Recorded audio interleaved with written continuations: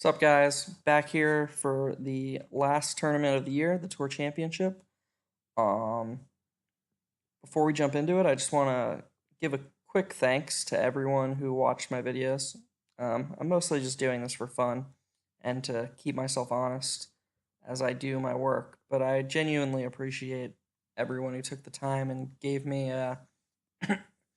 advice or criticisms, anything. I love it all. I love just the whole thing. Golf is so much fun, and I'm glad I could help anyone who I helped, and I'm really appreciative to everyone who helped me and motivated me to keep doing these videos.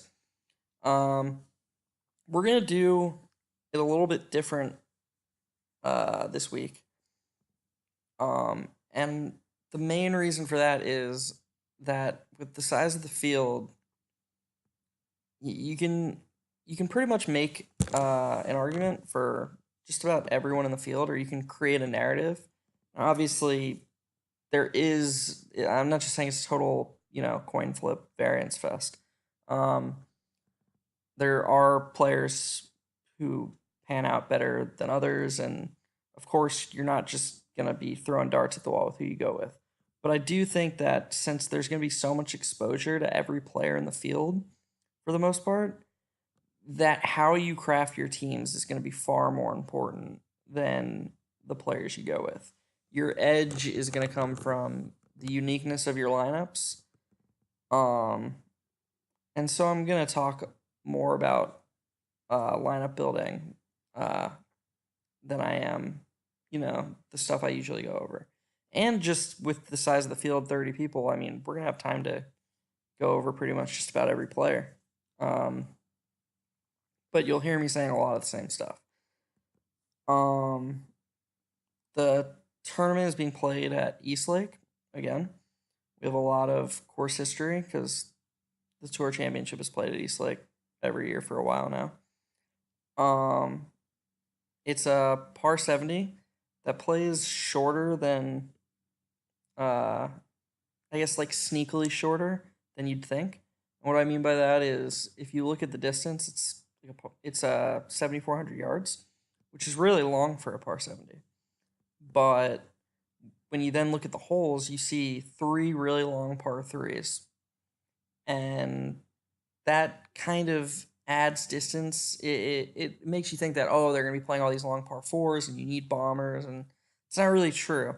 I actually think that placement off the tee and your approach to the greens is going to be more important than just hitting it far off the tee, which is why, as you see, I have strokes gained off the tee and strokes gained approach.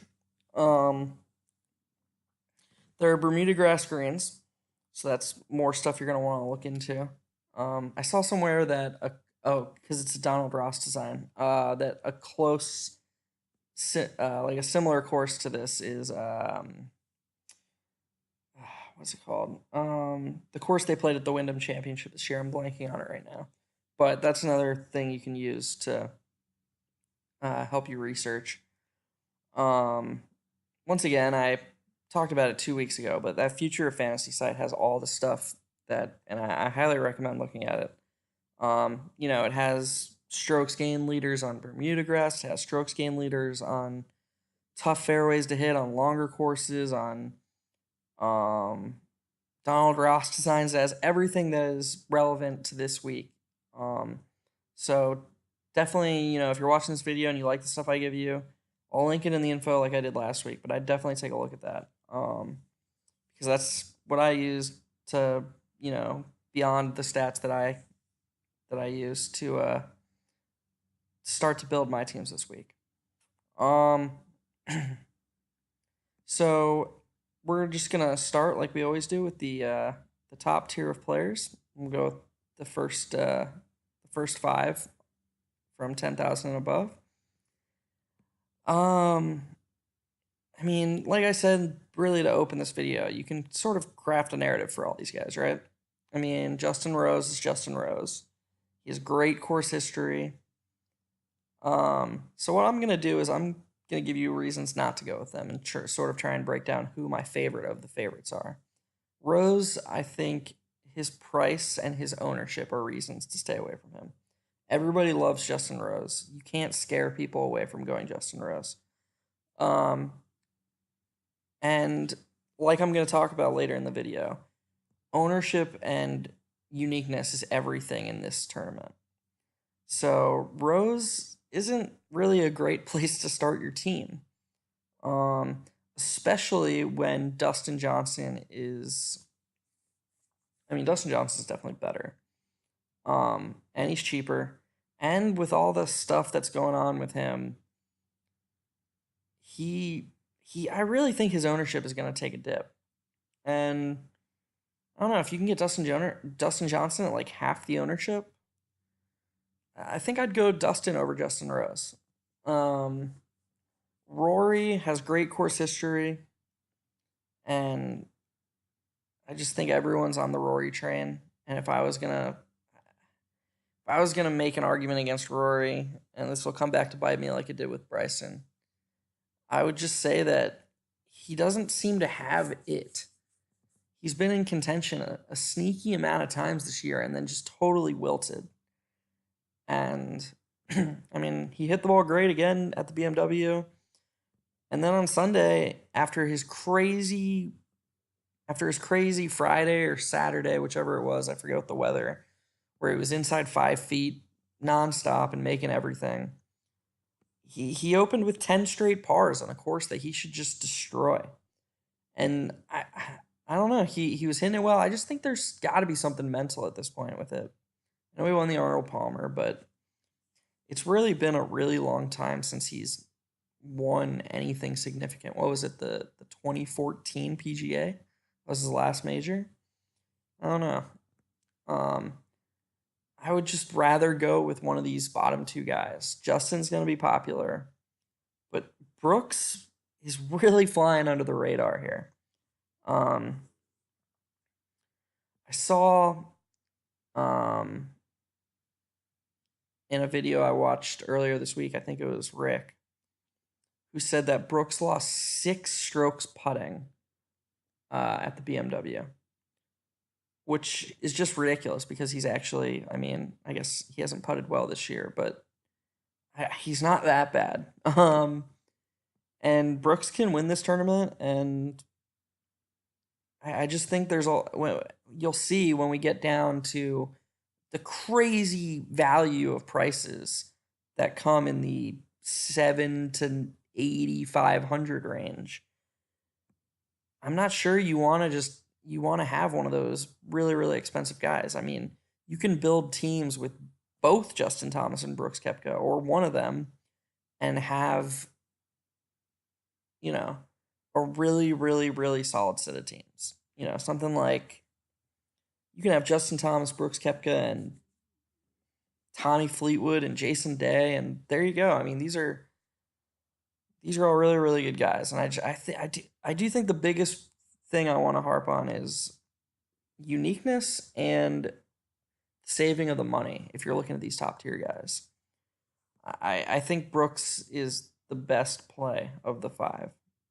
I don't think he's the best player, but I do think if what I'm reading and intuition about his projection, ownership, and then you combine that with his price, I think he's the guy you're going to want to build your team around. Him or Justin Thomas.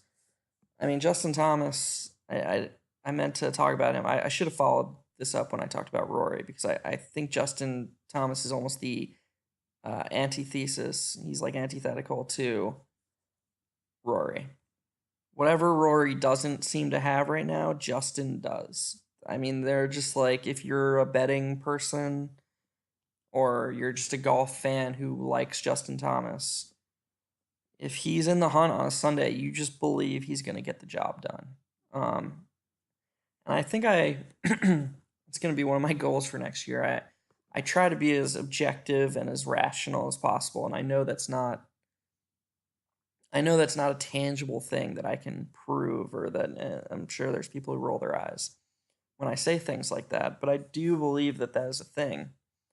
And if Justin Thomas and Rory McIlroy were coming down the stretch of a big tournament, I would bet on Justin Thomas. Rory does have the course history though, So, like I said, I mean, you can build a narrative for any of these guys. And when we get to the end and we talk about lineup building, if you built a team that had Rory as your, or Dustin or Justin Rose as your best guy, and you were like, man, this, I like all these guys, and I really think that this is, I'm bringing something unique to the table, I would tell you to go for it. So as far as ranking the players within the tiers, I'm just giving my personal opinion about why I think certain player might be better this week. But it's really, really important to remember that that isn't as important as the team building. Tigers gonna moving on to the next tier. We'll go 8 to 9,500. Tiger and Jason Day will and Tony Finau, of course, will be the chalk. I mean, I don't get Tiger's ownership every week because he was so low owned at the PGA. Like, I don't understand why they chose that. And I mean, I guess I'm just still bitter because that was the week I didn't go him. And I like, if there was just a way that I could just guarantee he would be low or even medium owned, I would go him every week because it's so much fun to root for him. And I mean, I still do root for him, obviously, but his ownership is always just so ridiculous. And now he's sub 10K again, and he's just going to be so high owned. And I don't think you can win with a team full of chalk. I mean, you can have a chalk guy. So I think if you're going to go Tiger, you want to really, like, you want to have like Matsuyama or Molinari. Two guys who I think will be low owned. Finau is unbelievable. He's been in the hunt every week, even though he hasn't won. And this kind of leaves, and I think Ricky will be popular. I think Bryson will be popular because Bryson, you know, he won 2 playoff events and his price is still really low for that. These guys are just all really good, I guess is my point. And I don't think I'm really telling everyone things they don't know. I think you can make an argument for all these guys. This is just a really, really crazy price section. And I don't even think you'd be wrong to start your team here if you really wanted to. Like, if you were like, I want to go Tiger. Okay, then just go like Tiger, Hideki. You know, like, just throw in one of those lower owned guys and your team's still going to be really good. Moving down, you've got more really, really, really good guys. Fleetwood at 7,900, Rahm at 7,700, Webb at 7,500, Billy Horschel at 7,300, Cantlay at 7,100, Xander, the defending champ, at 7,000. I mean, look, you can just build really good teams with all these guys.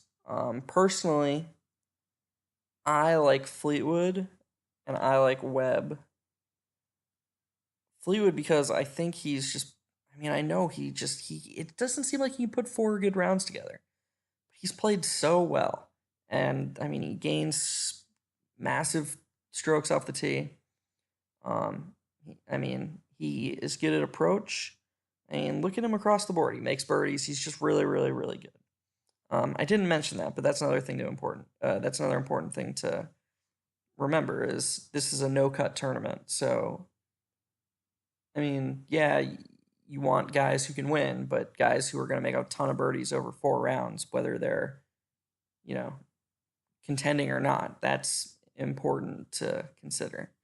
Horschel and Xander, if everything I've read is correct, are going to be the chalk, which makes me like Cantlay a lot. And Webb, because they're kind of like the sandwich plays. Webb seems to be more popular than I usually think he's going to be lately. But I think based on his driving and who he's around, him, Rahm, and Cantlay could fall through the cracks a little bit. And Cantlay is really, really good. If he could just make a damn putt, he could win. I mean, I know Horschel and Xander have been playing well lately. Definitely better than Cantlay. But if you were going to bet on bet X points next year, or tournament wins, or anything, you would probably bet on Cantlay. And I'm not sure it would even be close versus the other two. I mean, across the board, again, he's just been way better, except he can't make a putt. And maybe that's it. Maybe that's who he is. We'll find out. But I think when you factor in the ownership, Cantlay is a good play. All right, and then we go to the bottom. Patrick Reed is going to be really low owned, which, I mean, again, he's below Schauffele. Look, he doesn't rate out well here, but he's Patrick Reed. He won the Masters, and he can win this, and he's pumping himself up for the Ryder Cup. I'm not sure I'm going to go with him, but if you're looking for like a contrarian play with a high ceiling, Patrick Reed is one. Paul Casey has had, I think, 3 top fives here in his last 4 years or something. He has great course history, poor form. Phil is one here, but hasn't really done much else. Bubba's never done anything here, but I do think he should play well here. Woodland, again, is someone who I think rates out really well here. I think this is his first time ever playing here. Keegan's been amazing recently. I mean, even down here, Aaron Wise, Kyle Stanley, Kevin Na, pretty much anyone but Kazire, I think you can put on your team and feel pretty good about it.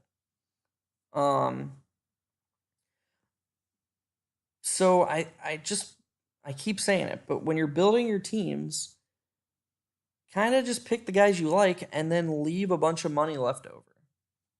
Not a bunch like 2,000, but if you're playing these big fielded GPPs, I think pretty much every lineup combination that is $0 or $100 or maybe even $200 is going to be replicated. And that is such a killer to your equity. So, first, I think you want to look at who you think is going to be the low-owned guys. You want to look at a Patrick Reed, a John Rahm, a Patrick Cantlay. Maybe not Cantlay, but I mean, he will be one of the lower-owned. A Hideki Matsuyama, Francesco Molinari. And then you want to combine that with leaving money left over. And that's really the best advice I can give to you this week. Because, while some players do rate out better than others in their price range, sure, I really like Jason Day. I really like Tommy Fleetwood. I really like DeChambeau as far as like just pure in a vacuum who I think is going to play well this week. But everyone does, and you're not breaking the mold by saying those guys are going to play well. But I don't think there's enough talk about how you can have those players in your lineup and still make them unique, and that's huge. You could have Tiger, Finau, Day in the same lineup if you have 500 to 1,000 left over. I mean, think about how easy it is to set a team with Brooks, Tiger, Finau, Day. What is that? That's 16-6, 28-1, 38-1. Is that 4 guys? Okay, so it's not easy to set that team if my math's right. Oh, wait, no. I was just being an idiot. 16-6, 26-1, 36-1. Okay, so you have an average of 7,000, a little under 6,950 left over if you make those 4 your first. And then you go, what? Patrick Reed, Bubba Watson, and that team has 500 left over, and that could be a lineup that no one goes with. And there you go. You have 4 of the most popular guys on the slate, and it's possible that you have a unique lineup. And that's something you have to do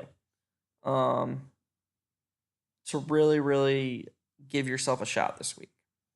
I'm going to still sort by my formula so you guys can see who I project to be the best this week in a vacuum, and then I'll show you what is happening. I want you to take the Dustin number with a grain of salt. Remember, he's going through stuff. He's not in his best form. I mean, he's just always going to rate out this well. But again, driving is important, and that's why you see Rahm up there, even though Rahm hasn't been very good lately. and approach is important.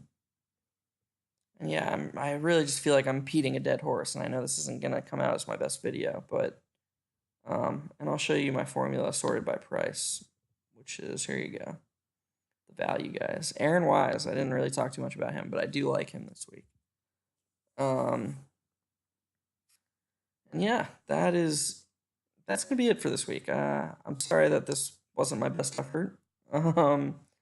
But I genuinely do feel like there's only so much you can say about a tournament with 30 guys that everyone knows. I do think that my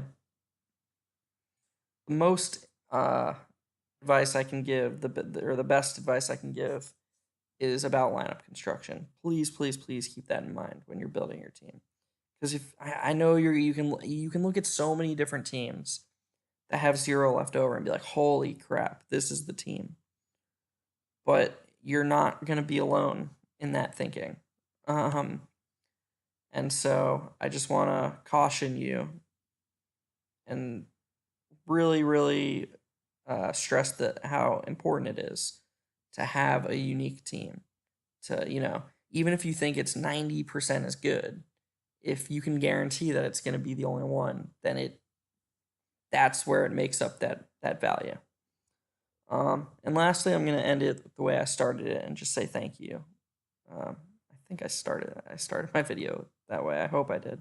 But if I didn't, thank you again to everyone who took the time to watch. I really, really appreciate it, and I really, really love doing it. I might extend my reach to more sports. We'll see. Golf is really my favorite. I do football, but I don't think I'm nearly as I wouldn't say smart, but as knowledgeable. I don't do as much research. So if I don't, I guess I'll just see you guys when the new year starts, which thankfully is only a few weeks away. All right. Good luck, everyone.